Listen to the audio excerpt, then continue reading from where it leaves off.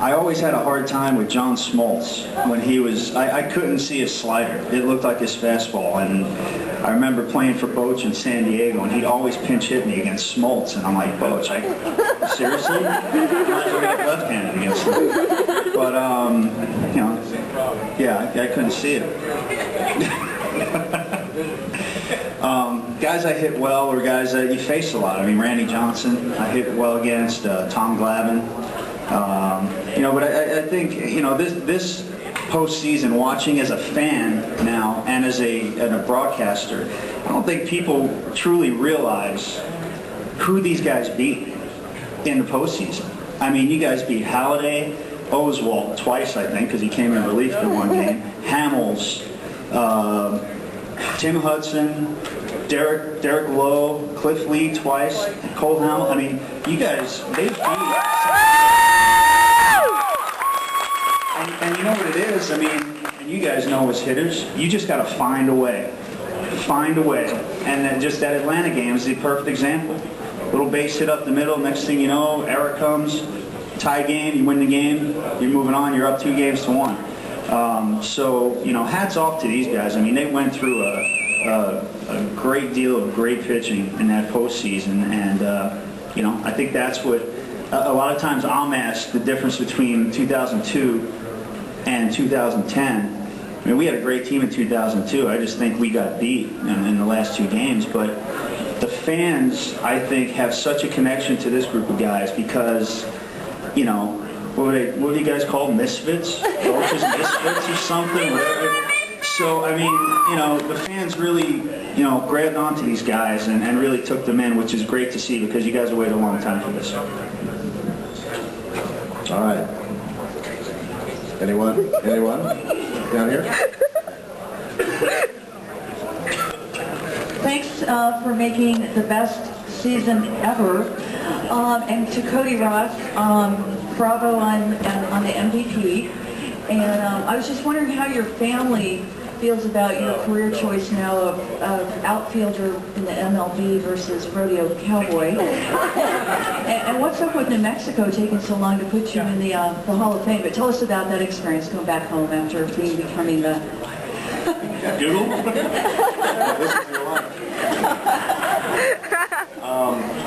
No, thank you. It was an incredible experience going back and seeing the state, come together like that and honor me and stuff like that. And they actually did it for my dad too. My dad played at University of New Mexico, played football. And they gave him a new letter jacket and stuff like that. And we both got inducted into our high school Hall of Fame. It was neat. They had a parade for us, and just stuff like that. It just, stuff you'll remember forever. And my kids and my wife were there, and it was just a neat experience.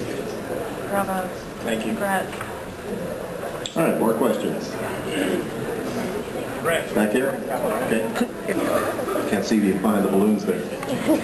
This question goes to Pat Burrell, Pat the Bat. I love your nickname. You've had some big hits at Citizens Bank Park and right here. What do you like best about each park, Citizens Bank Park and AT&T Park? You've had some incredible hits in both ballparks. Well, in Philly it's a little more friendly. A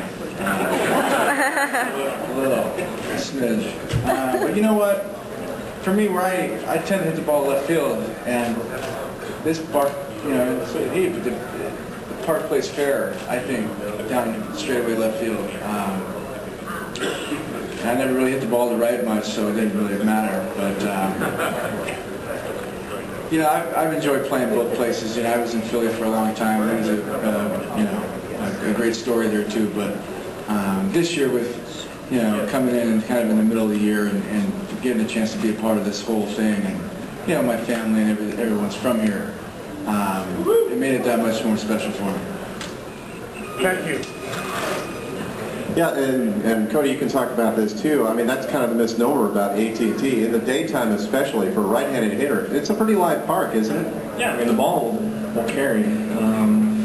At night it's a little different. When that fog rolls in, it gets a little gloomy. I remember coming in here as a visitor, and that fog would roll in, and you look out on the mound, and you have to face like listen to Hurricane, and it's just like, golly, it's freezing.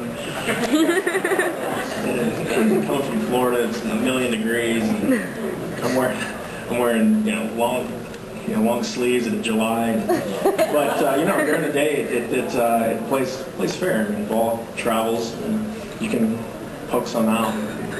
I love playing here. This has always been one of my favorite places to come and play, just because the park's so beautiful, and the fans are always into the games, and obviously now being here and being a part of it, you really get to experience what it's like. Especially down as the season got going and we started getting closer to catching San Diego, this place just came alive. I mean, every night we come up the stretch before the game, and you just see more and more people getting there earlier and earlier, and that helps. You guys probably don't understand that, but when you're out here playing every day,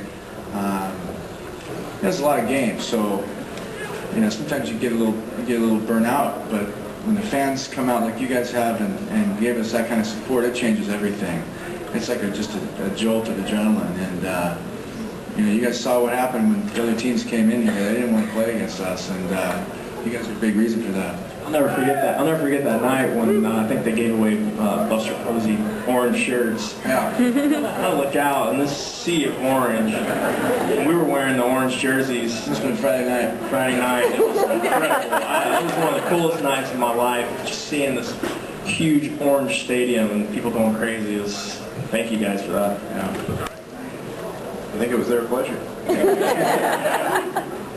ahead. This is for Burrell.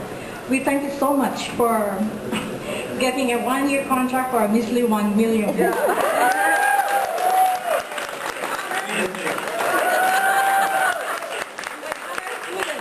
best part about it is I don't have to buy these guys dinners every now and then. I'm stuck with an injury. We pretty much have an idea of what the motivation was, but we'd like to hear it in your own words. What the motivation is. Yeah, I've got asked a couple times at this stage of my playing, certain things are just more important at this time for me, and being happy and being in a place I know is going to be able to compete and win is a lot more important, than other things at this time. 10 years ago it might have been a different story, but thanks. And I've been fortunate, obviously, to be able to play this long and play for the teams that I've been on. I'm very lucky. So, and when the Giants gave me the opportunity to come here and play, we're really, 29 other teams could have called and they didn't. And I was just sitting at home, and the Giants gave me the chance to play. So that means something to me.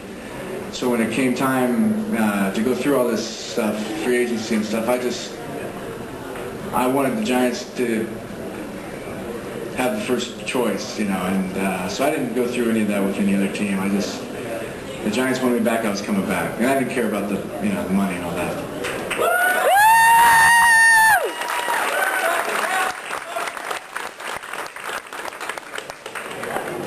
All right, more questions. Over here. How's it going, guys? Real quick, just from my family, we want to thank you very much for giving us some real good excitement this year. Very happy that my boys were able to watch and come out and see everything. Very cool. Question kind of everybody is, first of all, has it really sank in what you guys really did? Has it hit you yet, or has it gone past? And what do you do now in the future to try to repeat and give us some more excitement again? Second question, real quick.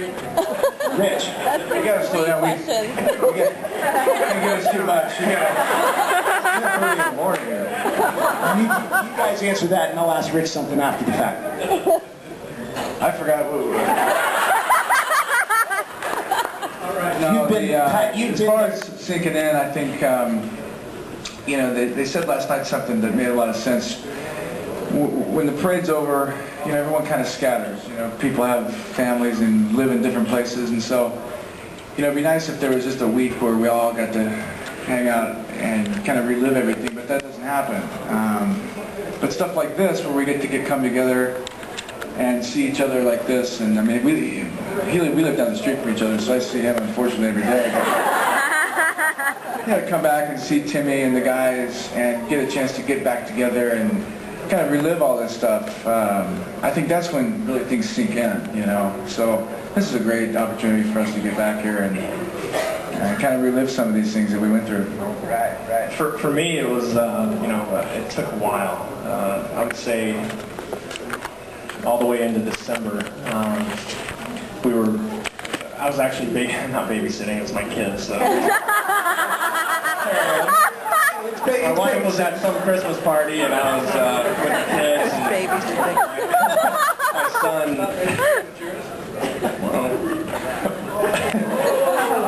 my son was like, "Dad, let's put this DVD in." So I plugged in The Miracle Inside. And we were just, I was just trying to pass time, before they went to sleep. And I plugged it in and I started watching it and I started getting, kind of emotional and just reliving every single event that happened throughout the time. Because you forget little stuff, and that's when it really sunk in. And you turn on MLB channel and it's going through some of the games, and you're watching it from that perspective. It started to hit home, and like Pat said, when you come here and you talk to everybody and you see your teammates, that really hits home too.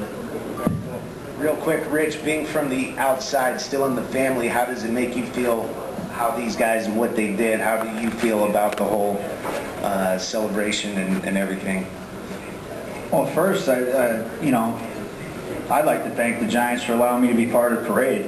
I mean, that was kind of cool to be on a 1922 fire truck and just sit back there with some of the alumni players, which was great. I have a different emotion when I put in the 2002 World Series DVD.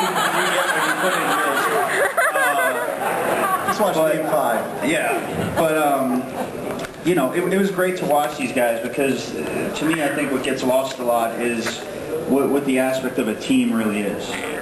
And when I was here and we were going through it, it was a team, but a lot of focus was put on one or two guys. And this year, it was about the team. And these guys, they did a great job. And and if you ask me, like if I was still playing with you guys, I don't think it would really sink in for me until opening day here at home next year, where you get your rings. I mean, that's going to be a pretty amazing, emotional day. So,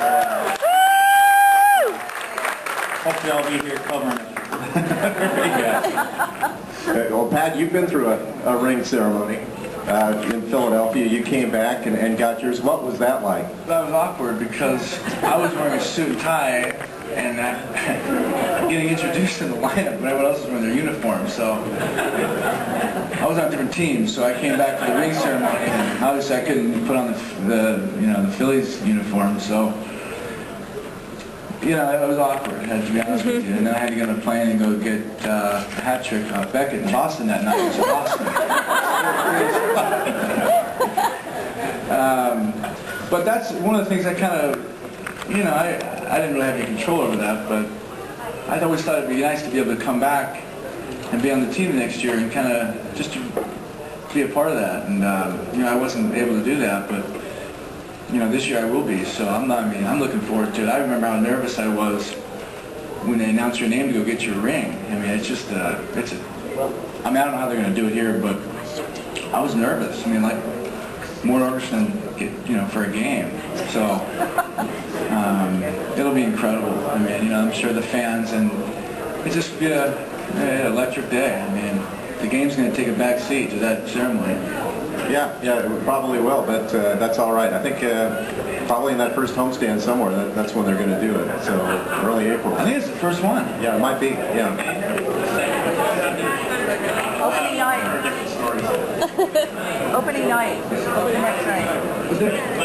Yeah. We just get on the bus and go.